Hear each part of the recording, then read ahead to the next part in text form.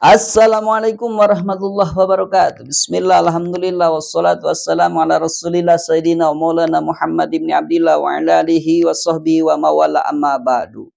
Bapak-bapak, ibu-ibu pamirsa sadayana anu bahagia, bulan Ramadan ieu urang jadikeun sebagai madrasah tanapi sakola, tempat di mana urang diajar jeung dilatih. Supaya naon? Supaya urang ngagaduhan hiji sifat anu sae buat diaplikasikeun engke dina jero 11 bulan anu bakal datang. Diajar dilatih ku Ramadan naon atuh urang teh? Hiji, dilatih sina sabar. Sabab puasa anu dilakonan ayeuna dina bulan Ramadan teh itu ngabutuhkeun sabar anu gede.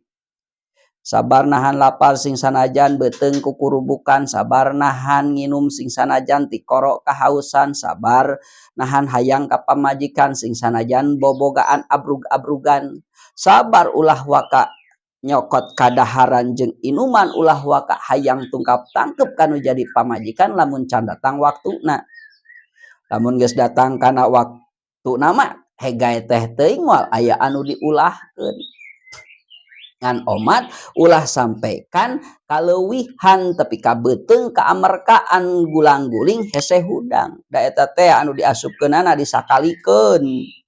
Mimiti sirop 5 gelas, tuluy goreng peuyeum, tuluy ayeuna sangu saboboko, tuluy cuci mulutna beak cau 5 turuy. Dek teu kaamerkaan kumaha eta mah kaleuwihan teuing anu matak engke nimbulkeun murka ti Gusti Allah. Sabab aya pidauh Nabi, mamin wi'ain abgodu ilallah min batni malin minal halal. Teu aya di wadah anu sangat dimurka dibenci ku Gusti Allah iwal ti beuteung anu pinuh ku halal. Halal bisa jadi nimbulkeun murka Allah lamun leuwih teuing. Nu matak palebah dieu nalika buka ku urang kudu dijaga ulah disakalikeun. Urang teh kudu sabar. Sabar naon? Sabar tina sahwat, nahan kahayang. Panalika keur buka teh hayang disakalikeun langsung diasupkeun kana beuteung teh tahan kurang teh sabar naon? Sabar tina sahwat alias sabar kana maksiat disebutna. Lamun ayeuna urang nahan haus jeung lapar nalika puasa eta mah sabar kana taat disebutna. Tah ieu sabar teh ku urang kudu diterapkeun dina luar puasa.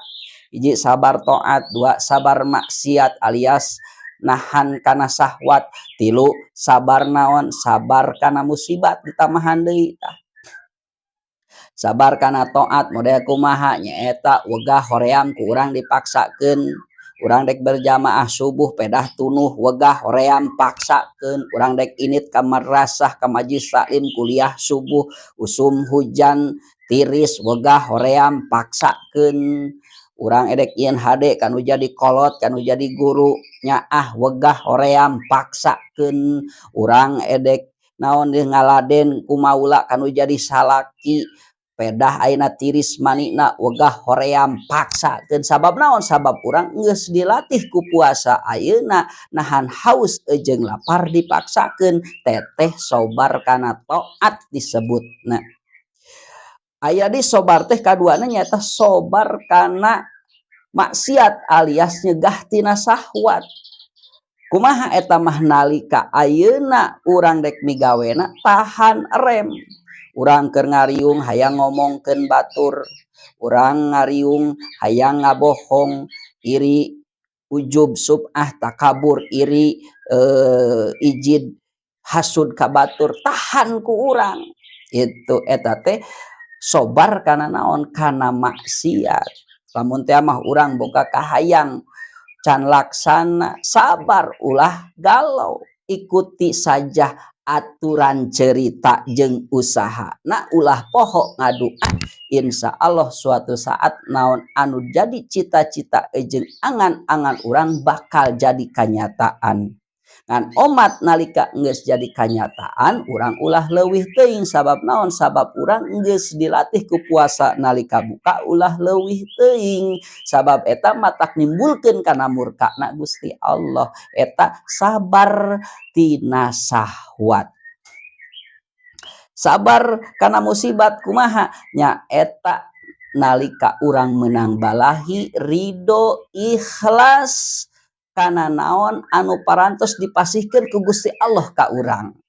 Ingat yen bagja cilaka hirup jeung pati eta geus diatur ku Nu Maha Suci. Urang ridho, urang ikhlas ngajalanina.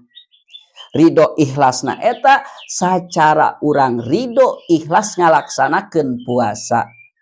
Panti mimiti ayeuna bijil pajar sodik tapi kadatang waktu maghrib urang daek ngentelan eusi peujit eta teh karena naon? Karena dasar ridho ikhlas kana tugas pamasihan ti Gusti Allah. Dalam untuk itu mah urang moal daek ngentelan peujit atuh. Da meureunnan jelema mah aya sabataena wae. Keur eueuh batur atanapi keur sepi meureunnan urang bisa dahar jeung nginum tah.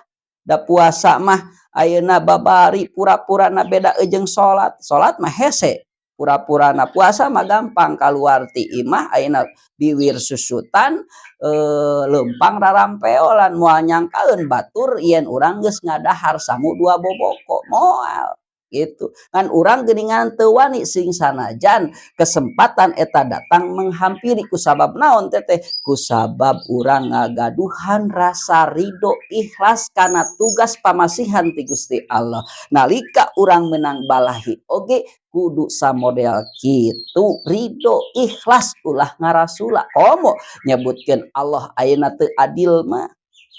Batur mah anu beunghar lega sawahna teu riut-riut acan. Nah ari urang jalma teu gableg eta panyakit teh menika unur datang kamari salaki titajong kana arit tepi ka beak ramona. Ayeuna budak muntaber beas eueuh jang meulina oge eueuh. Allah teh teu adil ka aing mah tah ulah sampekan ngomong samodel kitu. Naon sababna? Sabab urang eta ngajadikeun jalma anu rugi. Rugi dunia nya rugi akhirat. Rugi dunia urang boga panyakit teu hade-hade, teu matak beunghar, oge rugi akhirat ayeuna urang teu kabagean ganjaran tina ladang sobar kana musibah. Sabab ganjaran pahala kana musibah itu sangat gede ganjaranana. Aya hadis ngandikakeun as-sabru sa'atin ala musibah khairun min alfi ibadatin sanah. Sabar sajongjonang kana musibah itu leuwih alus tibatan 1000 tahun ibadah. Matak baheula mah aya hiji ulama ngadua ka Gusti Allah teh menta gering. Itu da eta teh meureunnan kabita ku ganjaranana. Ari urang kumaha? Ulah urang mah bisi teu kuat kawas tadi ngarasula jadina teh teu kuat teu bisa sabarna. Ngan ieu mah keur sakalieun urang dibere musibah balahi urang kudu sabar insyaallah. Musibah eta lamun disabaran mah bakal jadi nikmat. Sabab naon? Sabab musibah jeung nikmat eta teh bakal bisa tibalik. Musibah bisa jadi nikmat, nikmat bisa jadi musibah. Musibah jadi nikmat nyata disabaran, nikmat jadi musibah nalika menang nikmat urang teu bisa syukuranana. Tah mudah-mudahan urang sadayana ditakdirkeun ku Gusti Allah taala ku ngalangkungan ieu saum jadi jalma kagolongkeun jalma anu sabar.